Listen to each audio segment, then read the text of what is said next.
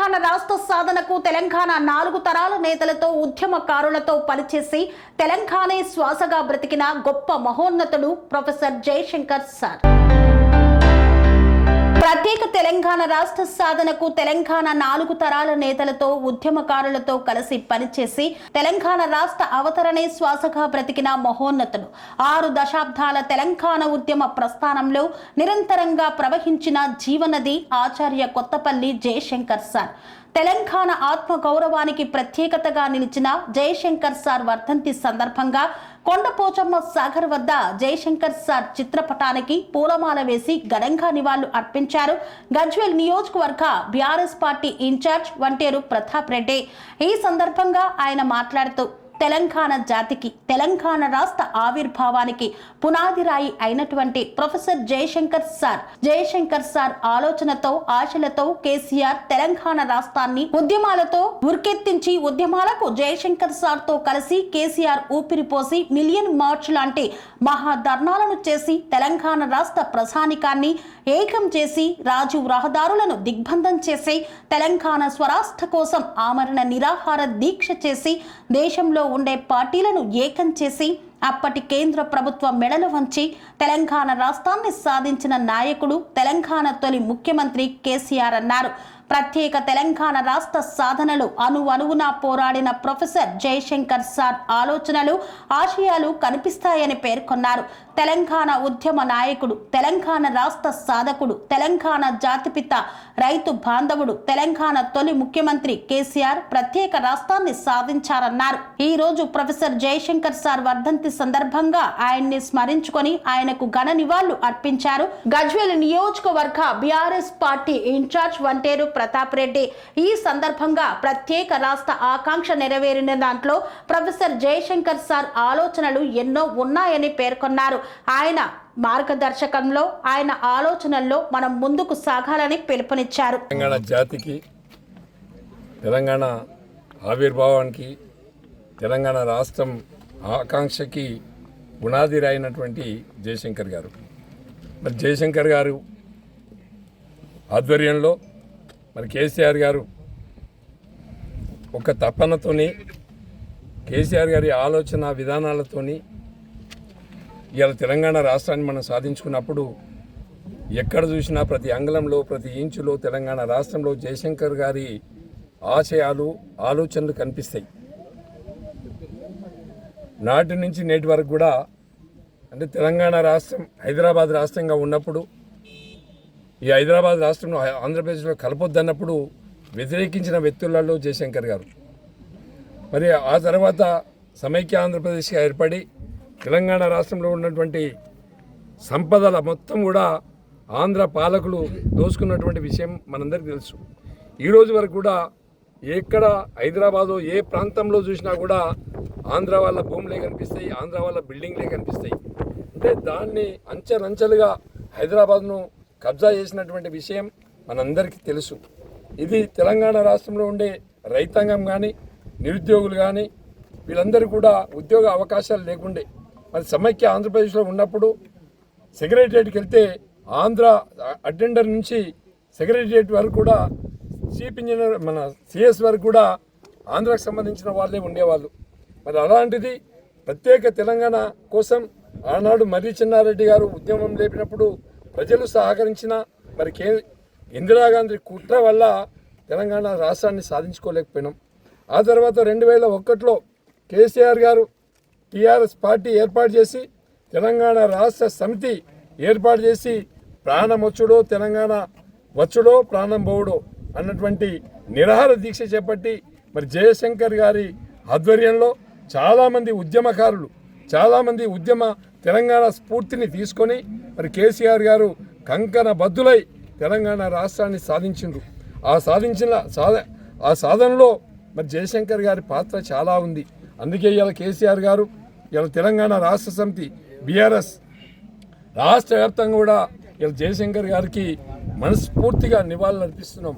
మనస్ఫూర్తిగా ఆయన యొక్క ఆశయాలని అమలు చేయడానికి ముందు వరుసలో ఉండి బీఆర్ఎస్ పార్టీ తెలంగాణ వాదులు పనిచేస్తూ ఉన్నారు. దానిలో భాగంగానే ఆయా రోజు ఏదైతే జయశంకర్ గారు నీళ్ల కోసం నిధుల కోసం ఉద్యోగాల కోసం పోరాటం చేస్తే ఇలా ఇలాంటి కొండపోశమ్మ సాగర్ లాంటి ప్రాజెక్టు ఇటు మల్లన్న సాగర్ కానీ అటు కొండపోశమ్మ సాగర్ కానీ అటు రంగనాయకుల సాగరు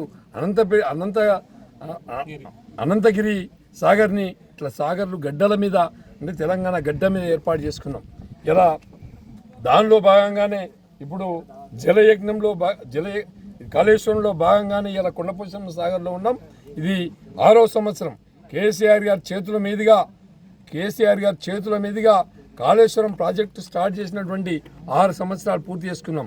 ఇలా జయశంకర్ గారి వర్ధంతితో పాటు ఇలా తెలంగాణ ప్రజల ఆకాంక్ష అయినటువంటి కాళేశ్వరం 6వ జన్మదినాన్ని పురస్కరించుకొని ఇలా కొండపోశమ్మ సాగర్లో పూలతోని మా ఇక్కడ ఉన్నటువంటి రైతాంగం కావచ్చు, బీఆర్ఎస్ పార్టీ శ్రేణి కావచ్చు, అందరం కలిసి పెద్ద ఎత్తున పువ్వులతోని ఈ కార్యక్రమాన్ని కేసీఆర్ గారు ఆస్వాదించినటువంటి జల కళను ఇవాళ మనం కళ్ళారా ఇక్కడ కొండపోశమ్మ సాగర్ నుండి అటు రామాయణపేట వరకు, అటు సంగారెడ్డి వరకు, ఇటు అయ్యర్ మానేర్ వరకు పెద్ద ఎత్తున హల్దీ రివర్ నుండి, కొండపోశమ్మ సాగర్ నుండి, జగదేపూర్ కెనాల్ నుండి,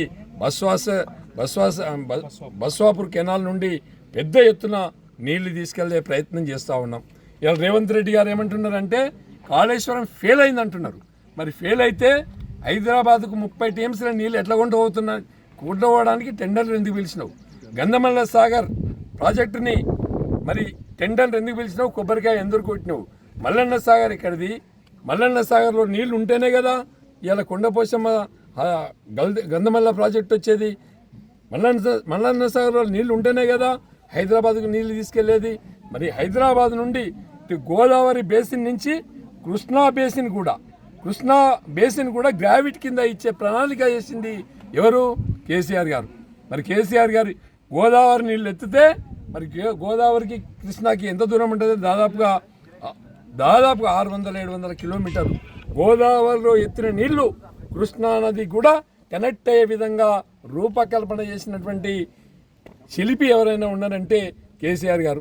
అట్లాంటి వ్యక్తిని పట్టుకొని ఇలా కమిషన్ వేసి అటు హరీష్ రావు గారిని, అటు కేసీఆర్ గారిని, అటు కేటీఆర్ గారిని రాజకీయ పబ్బం గడుపుకోవడానికి రేవంత్ రెడ్డి గారు కాలయాపన చేస్తున్నారు. దాన్ని ప్రజలంతా గమనిస్తున్నారు. దమ్ముంటే, ధైర్యం ఉంటే ఆయన లోకల్ బాడీ ఎలక్షన్లు పెడతారా? ప్రజల తీర్పు కోరండి, మీ కమిషన్ల తీర్పు కాదు. ప్రజలు ఏం కోరుకుంటారో దానికోసం ముందు రావాలని చెప్పి మేము కోరుకుంటున్నాం. ఇవాళ వాళ్ళు రైతుల్ని ఎన్ని రకాల ఆదుకున్నాడో కేసీఆర్ గారు మనందరికీ తెలుసు. రైతు బంధు ఇచ్చినా, రైతు బీమా ఇచ్చినా, 24 గంటల కరెంట్ ఇచ్చినా, రైతు పండించిన పంట కొనుగోలు చేసినా, రైతుని కోటీశ్వరుని చేసినటువంటి నాయకుడు కేసీఆర్ గారు.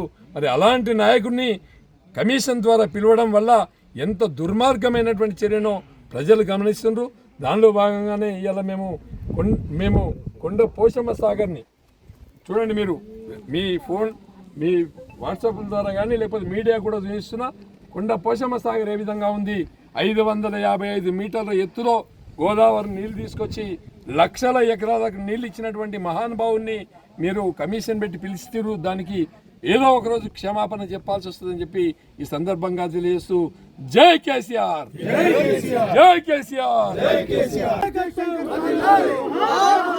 जोहार प्रोफेसर जयशंकर सारू को, जोहार प्रोफेसर जयशंकर सारू को, साधिस्तां जयशंकर सार आशयाలను, साधिस्तां जयशंकर सार आशयाలను.